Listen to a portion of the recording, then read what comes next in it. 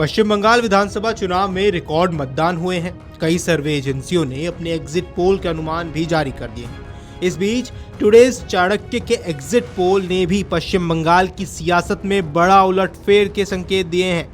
सर्वे के मुताबिक भारतीय जनता पार्टी को 48% के भारी भरकम वोट शेयर के साथ सबसे बड़ी शक्ति के रूप में उभरते हुए दिखाया गया है। मुख्यमंत्री ममता बनर्जी के नेतृत्व वाली तृणमूल कांग्रेस के लिए ये रुझान चिंताजनक है, क्योंकि पार्टी 38% मतों के साथ भाजपा से करीब 10% पीछे नजर आ रही है। टुडेज चाणक्य के एग्जिट पोल ने पश्चिम बंगाल की राजनीति में उलटफेर के भविष्यवाणी करते हुए भारतीय जनता पार्टी को 294 सदस्यीय विधानसभा में 192 सीटों के साथ पूर्ण बहुमत मिलने का अनुमान जताया है। अब इस सर्वेक्षण के आंकड़े संकेत देते हैं कि राज्य में हुए रिकॉर्ड तोड़ 93% मतदान ने परिवर्तन की ऐसी लहर पैदा की है, जिसमें मुख्यमंत्री ममता बनर्जी के नेतृत्व वाली तृणमूल कांग्रेस महज 100 सीटों पर सिमटती हुई साफ तौर पर नजर आ रही है। ऐसे में अब सबसे बड़ा सवाल यही है कि क्या तृणमूल कांग्रेस इस बार भी सत्ता को बनाए रखने में कामयाब हो पाएगी, या भाजपा पहली बार भद्रलोक कहे जाने वाले बंगाल में अपने दम पर राजनीतिक पैठ बनाने में सफल रहेगी। 2021 के चुनाव में अनुमानों के उलट नतीजे आए थे। ममता बनर्जी बीते 15 वर्षों से बंगाल की मुख्यमंत्री हैं। खेला होबे जैसे चुनावी नारे के साथ भाजपा को पटखनी देने वाली सीएम ममता और उनके प्रत्याशियों का राजनीतिक भविष्य अब कैसा है? 5 साल के बाद 2026 चुनाव में किस्मत आजमा रही प्रत्याशियों और दलों की अब क्या स्थिति रहने वाली है?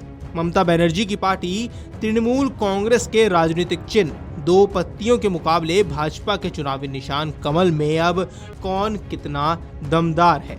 इतिहास में हुई सर्वाधिक वोटिंग के बाद सर्वे एजेंसियों राज्य की जनता का मिजाज कैसा है? क्या बंगाल की जनता बदलाव का पूरी तरह से मूड बना चुकी है? आपको बता दें, राज्य में हुए रिकॉर्ड तोड़ 92.93% मतदान के बाद आए इन आंकड़ों ने राजनीतिक गलियारों में परिवर्तन की सुनामी की चर्चा छेड़ दी है, क्योंकि इतना बड़ा वोट गैप सीटों के समीकरणों में भाजपा को बहुमत के आंकड़े 148 से कई ज्यादा आगे ले जा सकता है। यदि 4 मई के परिणाम इन अनुमानों के अनुरूप रहे तो ये न केवल बंगाल में टीएमसी के 1 दशक से अधिक पुराने शासन का अंत होगा, बल्कि भारतीय राजनीति में इतिहास में भाजपा की सबसे बड़ी वैचारिक और चुनावी जीत के रूप में दर्ज कर लिया जाएगा। आपको बता दें, पश्चिम बंगाल में इस बार 2 चरणों में मतदान कराया जा रहा है, जहां पहले चरण में राज्य में 93.19% मतदान हुआ है।